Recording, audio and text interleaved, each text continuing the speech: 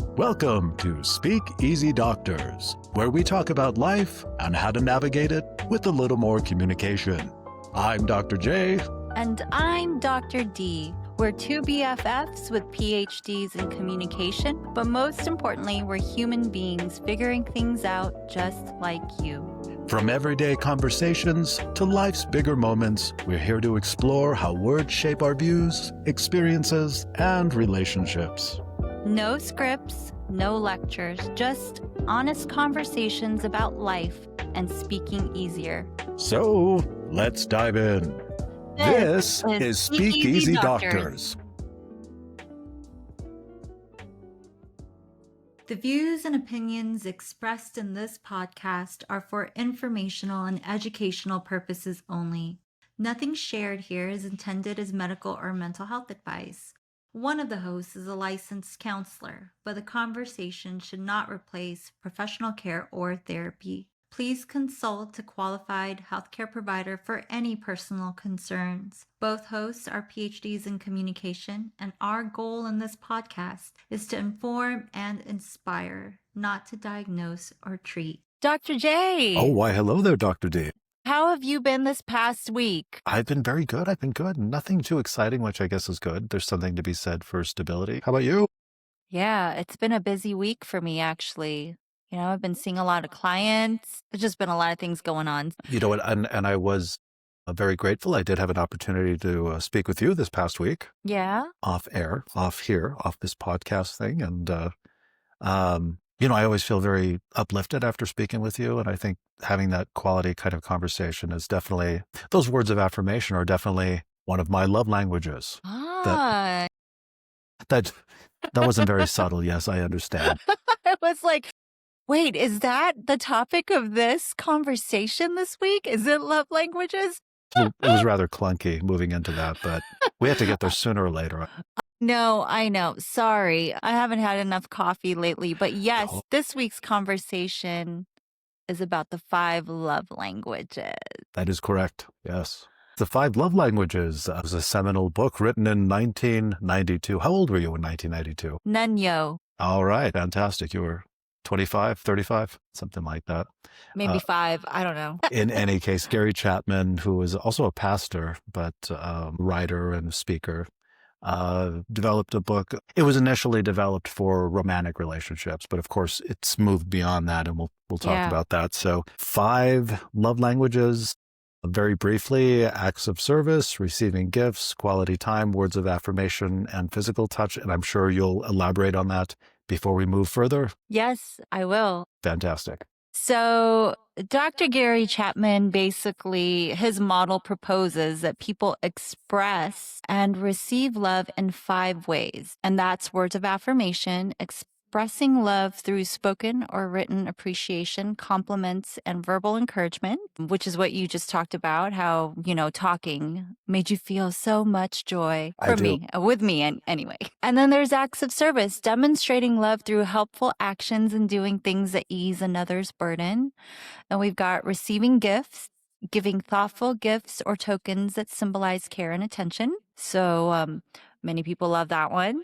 There's quality time, showing love through undivided attention and meaningful shared experiences. And then there's physical touch, expressing love through physical affection. This could be hugs, holding hands. It doesn't only have to be the intimate stuff, right? So this model looks at those 5 ways, and initially was about understanding a partner's preferred language, and knowing the partner's preferred language would strengthen the relationship. So if I knew that for you, words of affirmation, which very similarly, that is also mine when I took the quiz. So there is a quiz online if anybody is interested. But if words of affirmation is your number 1, when someone shows you through words, and that means having a wonderful conversation or a written appreciation like a card, we have a tendency to feel love. Whereas, for example, for me, quality time is my very last. If somebody always wants to spend time with me, I actually feel overwhelmed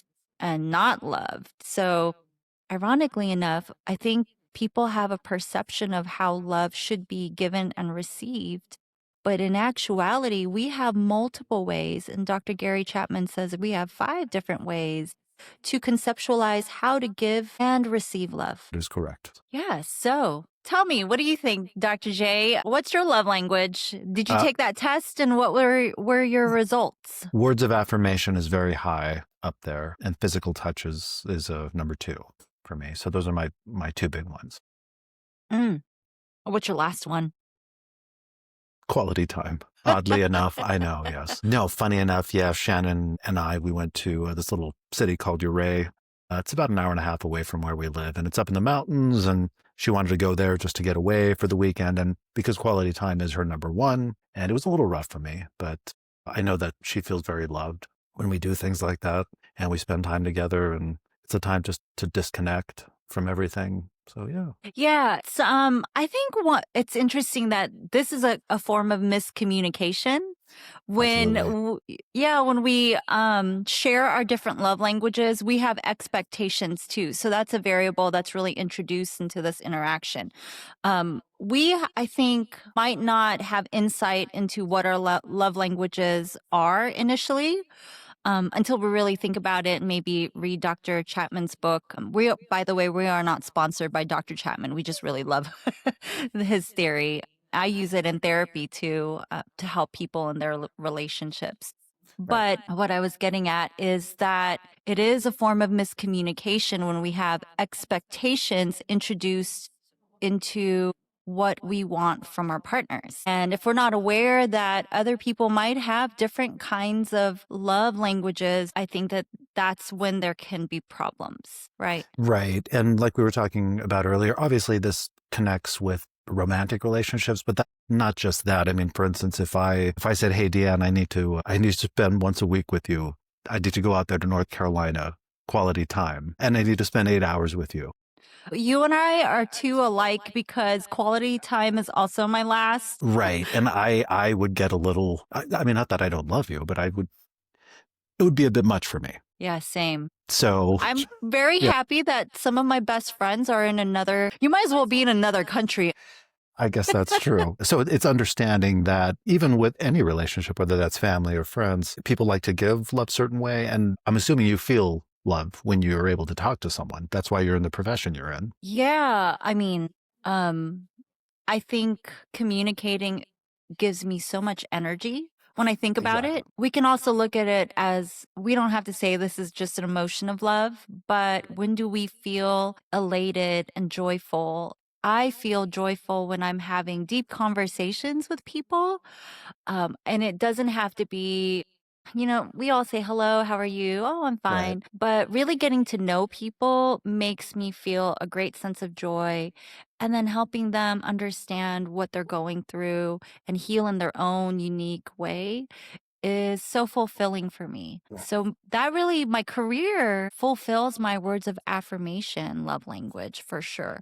And my relationships, like for example, best friends, you and Christine, our other best friend, by the way, both of you, we talk and it makes me feel so connected, Right. And I think that especially, when I first met you in our late teens, early 20s, and I know we've mentioned AOL Instant Messenger before, but that's how we would communicate, us Gen Xers. And I would get so much out of those things. And especially during that time, a lot of people in their 20s, they don't want to talk about some of the heavy things. And that's what I really appreciated about you. And that gave me so much joy. And other people, that's just not their love language. They don't like to talk, or in terms of the words of affirmation, they don't like to get into these deep kind of conversations. Sometimes friends, they don't scratch the surface, and that's fine because they have other quality time. They have, Shannon always says it's a love tank. You get your love tank filled by, I guess if it's like a gas tank, so to speak, you get it full by different means, whether that's spending time together.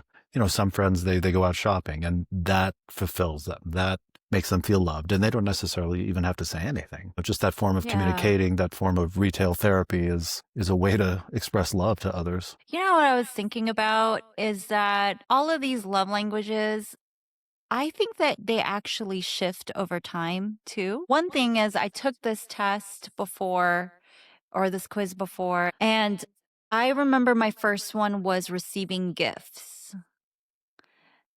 And words of affirmation was later. And it was really interesting to me because now receiving gifts isn't a thing as much for me. In fact, it's ironic because receiving gifts was the way I looked at people loving me, but now it's actually shifted and it's how I show love to others. It's how I give love. So there's that initial shift of it used to be what felt like how I would perceive love from others, and now it's how I give love to others. But interestingly, when I think about why that was the case, that receiving gifts was my number one, I think it was because I was in a place of lack for some time. And all of a sudden, I mean, and I've talked about my childhood and I've talked about class system and not having as much, but also living in a period of time where there was growth and abundance. I'm watching my parents, especially my mom, start a business. So money and things and tokens and gifts I used to not get a lot of, to yes, I would receive it more. So there was some sort of interplay there. So in terms of receiving gifts, I think that morphed. And eventually over time, I settled into a place of comfort, and I didn't have to see gifts as this token of love and appreciation. And instead, words of affirmation, which was always a close second anyway. You know, this is not by all means, the number one is not always your number one. And also, it doesn't necessarily mean it's your number one all the time when you're living it. Right. So eventually, words of affirmation has remained consistently my number one. Yeah, and it's interesting too. You mentioned your childhood, because we have talked a lot about our childhoods, and that was something I was lacking as well. Those words of affirmation. It was negative words that I was receiving. So because you're lacking that, or because you're lacking gifts, or whatever it is in childhood, you come to crave that. And sometimes you crave negative things as a result of that. You go towards negative people. And I'm sure you have in your past. You don't have to necessarily go into detail unless you'd like to. You would not. Okay, that's fine. I will not force you. But, I certainly have gone to people that have a lot of negative words, and you're just hoping that they give you some sort of approval. Well, But, I will you tell know, you this. I wonder if there's an interplay here with quality time, because prior to my marriage and being happily married, I craved people who were distant emotionally, distant physically, distant mentally. So I kind of wonder why quality time is this very last thing. I don't know that. I would probably need to journal about it and pick it apart, but it could be a form of coping mechanism for myself. It could be I am so afraid of being vulnerable with other people that quality time is uncomfortable. And therefore, I need to have someone who does live in a whole other country. Because, yes, I have dated guys who live in another country, and that would be very comfortable because they have businesses in other countries. I always joke with everyone that I would have been perfect for an emergency room doctor because they could be working all the time and I would be perfectly happy. If it's the case that quality time is my number 5, I wonder if it's because it is a coping mechanism, and a maladaptive one at that. Ironically, my husband's number 1 is quality time, and he loves to spend time together. And when I realized that he is a quality timer, we kind of learned compromise. He is not, his words of affirmation was probably his last, interestingly enough, too. So we love each other so much that we have negotiated terms such as, let's compromise. I will go with you to me going to the grocery store is exciting for him. It gives him so much love just to hold his hand, you know, and hang out and pick out the seasoning. Makes him feel so loved. I am there. I'm there for it. Sometimes it's painful for me because I'm like, I just want to get out of here. There's so many people. It's very annoying. And especially Costco. Oh my gosh, don't ever go on a weekend. It's not fun. But it makes him feel loved that I go with him. And now he has to kind of come to terms with being able to talk about his feelings a lot more. yeah, no, And yeah. it's funny you mentioned that, because, my wife Shannon's exactly the same. Going to the grocery store with her, anything like that, she feels very loved when I do that. And for me, like you mentioned, I just want to go in there and get my items and get out as quickly as possible without talking to anyone, and just go through the self-checkout. She likes going through the checkout line where someone helps you, because she likes talking to that person. I'm like, I don't want to talk to anyone. I just want to get out. Yeah, so I kind of understand what you mean when you say that.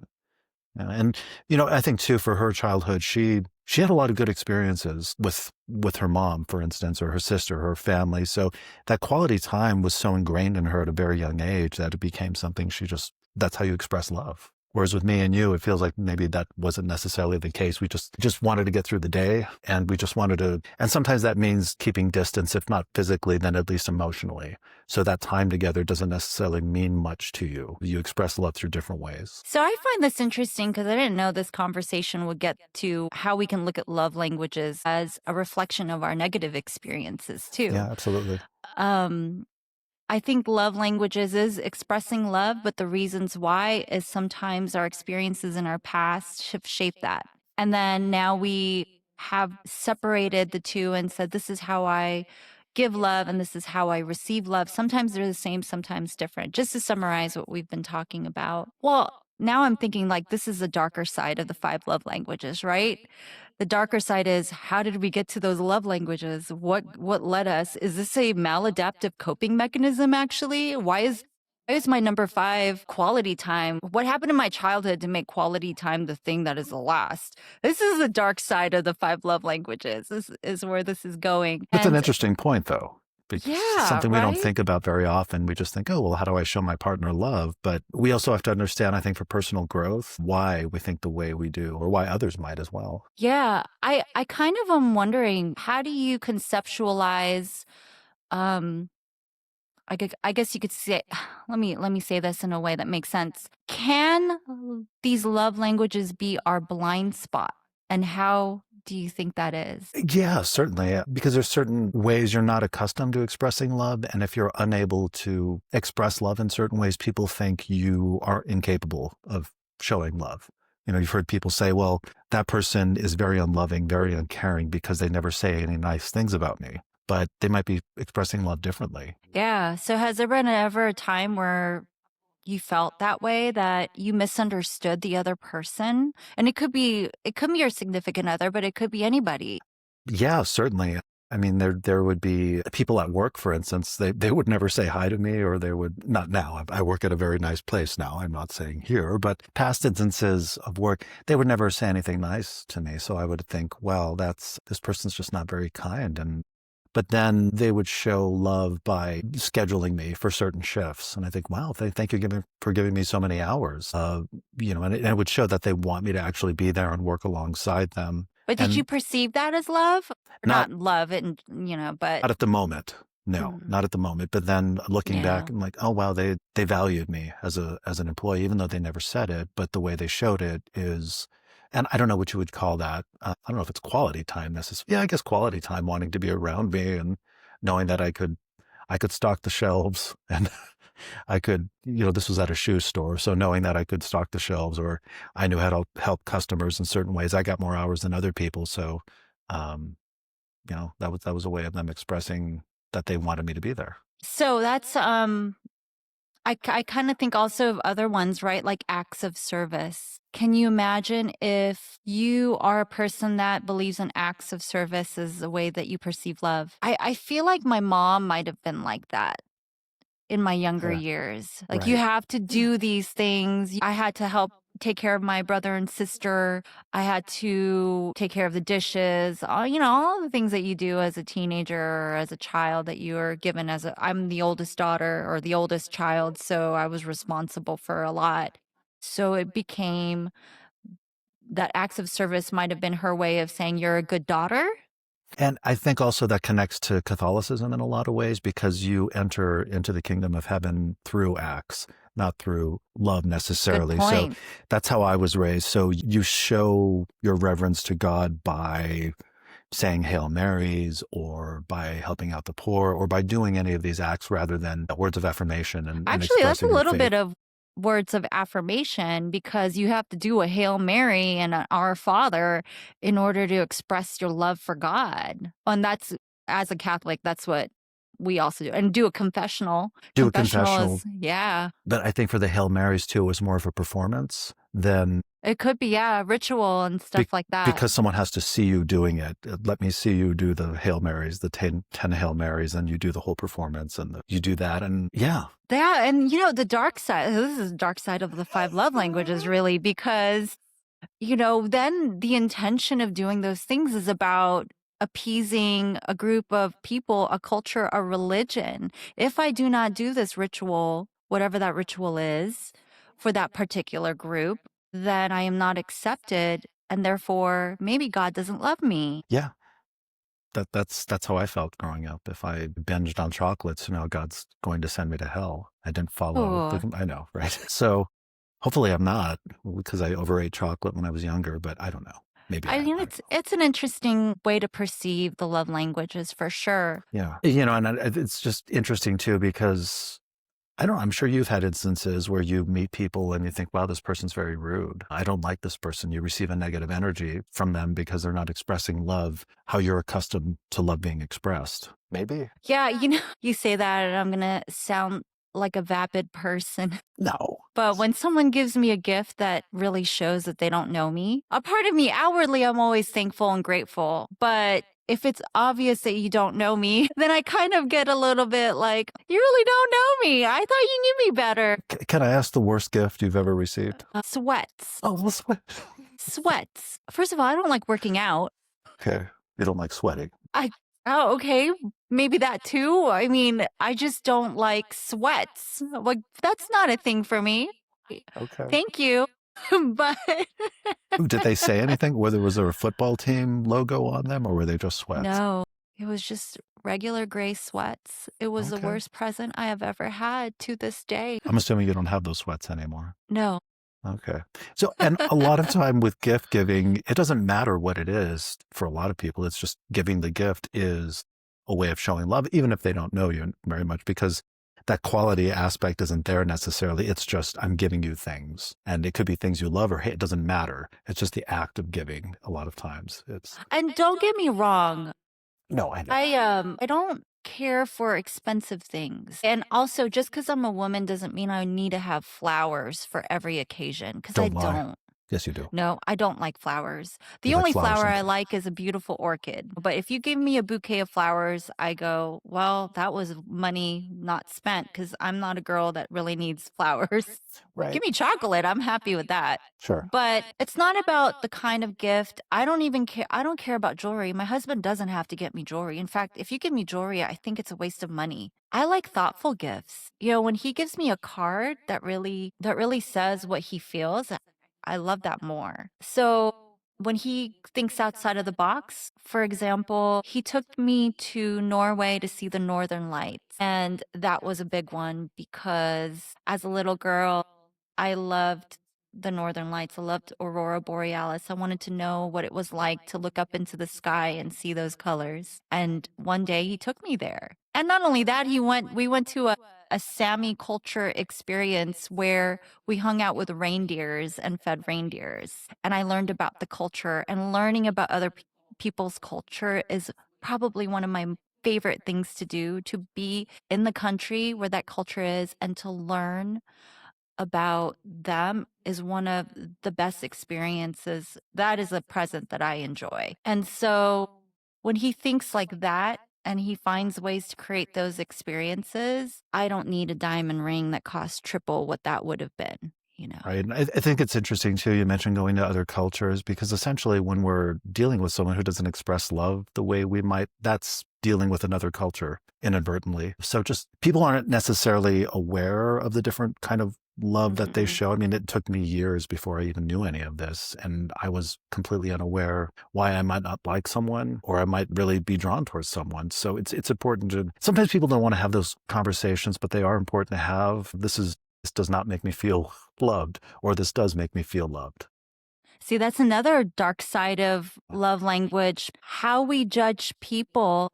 We inadvertently use these love languages to judge whether those people should be in our lives or not be in our lives. Right. And a lot of times it's just a matter of communicating with them or recontextualizing, saying, well, this person is expressing love in a different way. A lot of times it's in a way that doesn't matter to me, so I'm just going to brush them aside. versus saying, oh, well, it's just different. And I just need to grow accustomed to that somehow or some way. This I doesn't think mean that you just love it. This doesn't mean you need to be best friends with everyone necessarily. Just that understanding, I think. Yeah. I think that goes back to always reaching out and clarifying what the other person means, right? I think that that's something we stopped doing for a while as a culture, American culture. We stopped going, why are they doing that? Instead, we say, they are from that label here, insert label here. That's why they're doing it. Yeah. But actually, just that form of connection, that skill of, hey, you engaged in this kind of behavior. What does that mean to you? And did you mean this? Because that's how I took it. And that will always be a win, in my opinion. First, you learn a lot from that conversation that happens after. Yeah. You learn what they mean, what intention is, and you also learn how to communicate and deepen a relationship in that way. I think if we just stick with, hi, how are you? And the other person says, great, thanks. And then you say, you just stop there. But what if they say, I'm not doing too well? Do we just stop there? You know what I mean? Like, do we reach out and go, what's going on? And it's just taking the communication further is what I don't know if I'm saying it correctly, but taking the communication further than that initial judgment, because maybe we are looking at these love languages as a way to judge others. Right. Yeah. And also, a lot of times when you do sit someone down and say, hey, can you tell me what you meant? They'll be defensive or not know what to say because words of affirmation, clarification aren't necessarily how they express things. There's been times in the past where I've asked people, can you clarify that? And they get defensive and they say, oh, I don't want to talk about it. Let's go get a beer. And I don't drink, but I'd go and sit down and get a tea with them, for instance. So, and because it's more that quality time. So that's how they're expressing their love to me. They don't necessarily want to hear how I'm doing, but they'll sit with me and they'll talk about the weather or sports. And that's their way of expressing love. So it's understanding sometimes it's not going to be that clear cut. If you ask someone, what did you mean by that? They might not want to say. Or Good might point. not know. Touche. So I guess the Well, question is, that wasn't a gotcha how? thing. I wasn't No, meant to no, like, I wasn't scolding you. I was just saying. thanks for scolding me. That's what I took it as. I guess there is no love language here. No, I hate each other. But I kind of wonder then, how do we reach out and create connection in these different ways that we do that language? Because I just gave an example of words of affirmation, Right. reaching out and saying, hey, how can we communicate? How can we clarify this interaction? But maybe let's look at the others, acts of service, for example. How do we create a space for clarification in acts of service? You just mentioned, let's go out and have a beer. So is it the sender or the receiver? Whose responsibility is it to look at that as, okay, this person is apologizing or this person is extending an olive branch? Whose responsibility is it? I think it's both parties that could be responsible for. It's not just a matter of encoding a message, but decoding it as well. Both parties are. I know that that's a whole linguist term, but I think that's how communication works. You have to be able to send a message, but also to understand it as well. And it has to be done in a way that both people can understand it.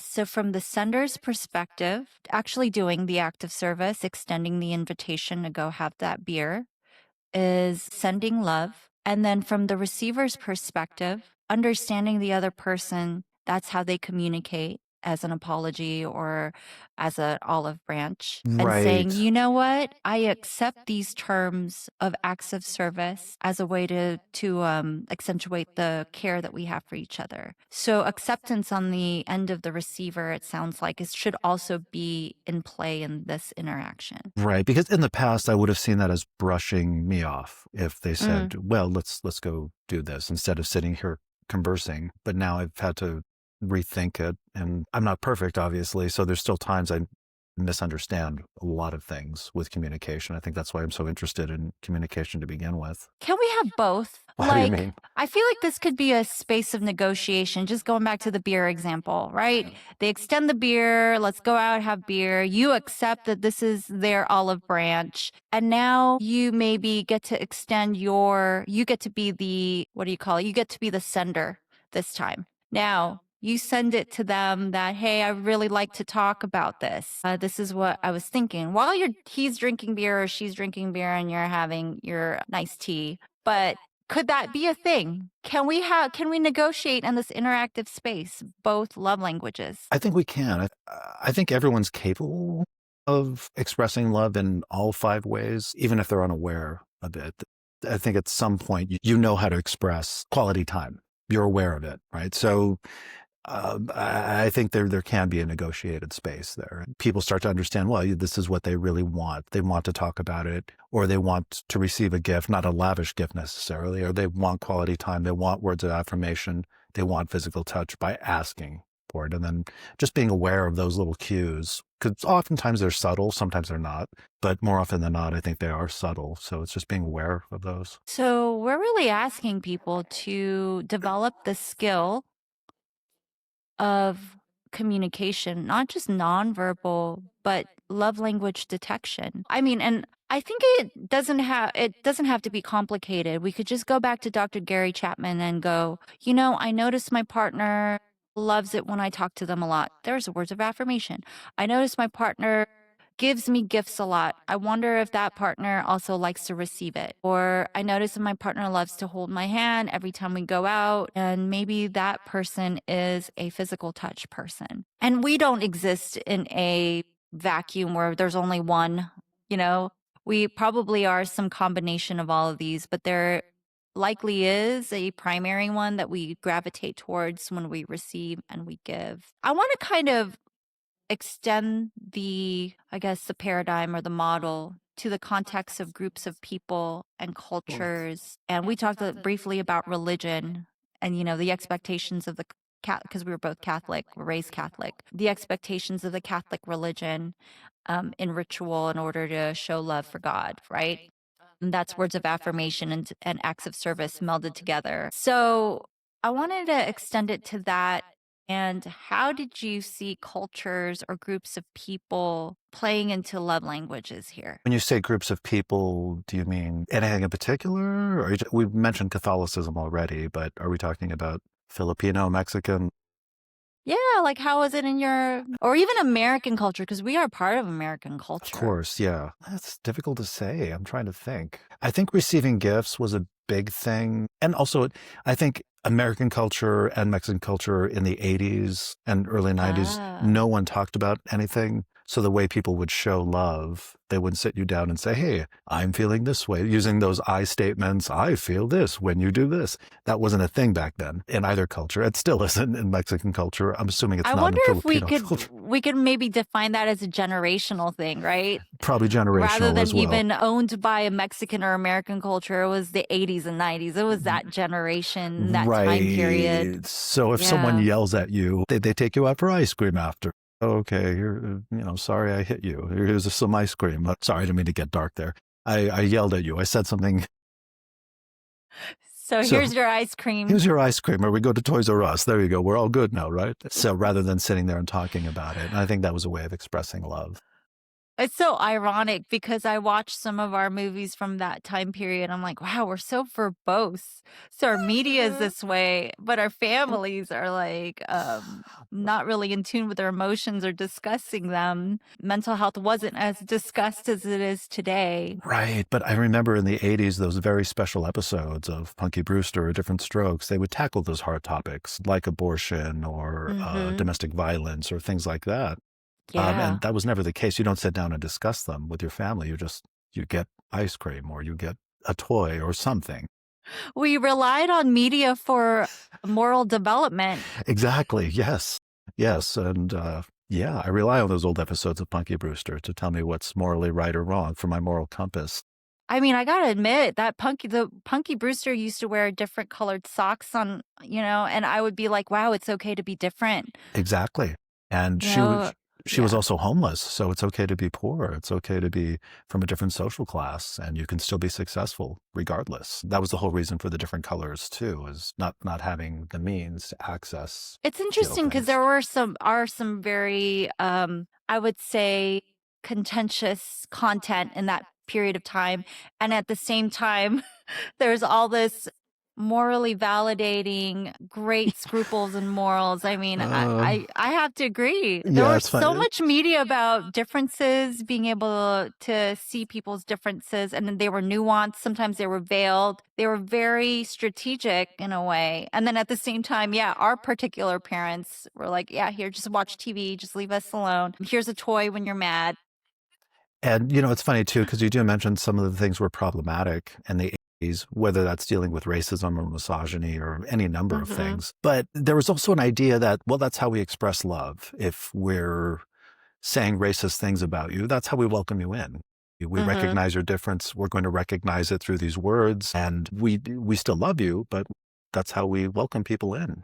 And that's the same for Mexican. I'm assuming Filipino as well. Those negative words are actually words of affirmation. Yeah, and I know I have some Asian friends and we talk about Asian tiger moms and we talk about how growing up with high expectations and being criticized because criticism was huge. My B's were never good enough. A minus isn't good enough. I mean, it had to be A plus. Even an A was like, why didn't you get 100? These criticisms made me feel less than so much. But from their perspective, it was a place of love. Right. From their perspective, it was, and this is a darker side of words of affirmation, I guess, is being that critical was like, oh, we tell you we want more for you because we think you're capable of it. And we don't want you to struggle in this society as a bottom rung, which, if you know anything from the immigrant experience and understanding where some of our parents have come from, my dad being a doctor and then coming here and him telling me he ended up being a shoe salesman when he came here. I mean, this is a man of great intelligence and then coming to America that movement from shoe salesman to becoming a nurse, but he never went back to becoming a doctor. Like these are the things that are interplaying really in that kind of dynamic. Yeah, absolutely. I mean, some of my family, they were coal miners when they first came here to America, and they were treated really, really poorly. And it's a horrible job where, just from a physical perspective, inhaling all of that and the quality of life is so poor. So I think that's why I was indoctrinated in this place. You need to get an education. You need to speak English well because you don't want to be like me. Yeah, like you said, it's a Yeah. place of love, It is. I tough mean, of love, but course, yes, it's also a place of damage. It's, yeah, we think about diamonds requiring so much pressure, yeah. and that's their perspective. Their perspective is we need to put the pressure and the criticism and the expectation, but it's hard. It's a hard place to be, especially when you see your peers and the way their parents are and in my perspective as a young child I was like mediocrity is celebrated in other households, Right. like you get to have a cool present for getting a B, and here I am worried I'm going to get hurt. I mean, we're talking about love language, but this is the dark side of love languages. Their love language was get an A. Yeah, I guess so. Yeah, hey, you didn't win the baseball game, little Johnny, but we still go out for pizza. You Yeah, I know. win. Yeah. Good Uh, times. Anyways, yeah, no, we've talked a lot about the dark side, but there is a good side too. Obviously, we've talked about that, I think, a little bit, but what was I going but to say? everybody talks about good sides, right? I guess that's true. I mean, that is I think there is absolutely a good side to the 5 love languages, and it's Absolutely. that when we actually act on what our loved ones do accept as love, I think that's beautiful. If my husband wants quality time, I work so hard and I don't mind it, creating an experience where I could just sit around and snuggle and watch a really cool movie, Yeah, I think, yeah, or once, watch the games with him. right. I Shoot me, mean, but no, I mean, same with my wife. I mean, going to a little mountain town and spending time, that's not my idea of fun necessarily, but when I do see how much joy she receives from that or from going antique shopping in this little tiny town, it makes me feel good that I can express love that way and that she's gaining pleasure from that. yeah, I think how to bring the light and not the darkness to 5 love languages is being selfless with it. Being generous with it where with people that you feel deserve it, and that is the light side. The dark Right. side is really the stories behind why some of those love languages are farther back than they should be, maybe. The whys of why we judge people in a way because we're misunderstanding their love language. The dark side is all of those things playing where we create expectations based on a group of people saying this is what love looks like, instead of celebrating the unique ways that we understand and send love. Absolutely. And I think just being aware of that, being aware of the dark side and understanding that leads to an extension of kindness towards others as well. So just being aware of those. It's not always easy, but hopefully you get better at it. I think I've become a little better at it. I don't know, maybe. You have done a great job, Dr. J. Why, thank you. How's of you? Thank you very much. And, thank you for joining us, dear audience, for another episode of Speakeasy Doctors. We discussed a lot of things that don't necessarily come up with the stereotypical discussion of five love languages, rather. I think most people focus on what is yours and how do you receive it versus being aware of how you got to this point and not only how you express love, but how others do as well, because we don't express love the same way. And it's those differences that cause miscommunication more often than not. Excellent. Every week we really enjoy these conversations. Please do share this, subscribe where you can, and thank you for your support. This is Speakeasy Doctors signing off.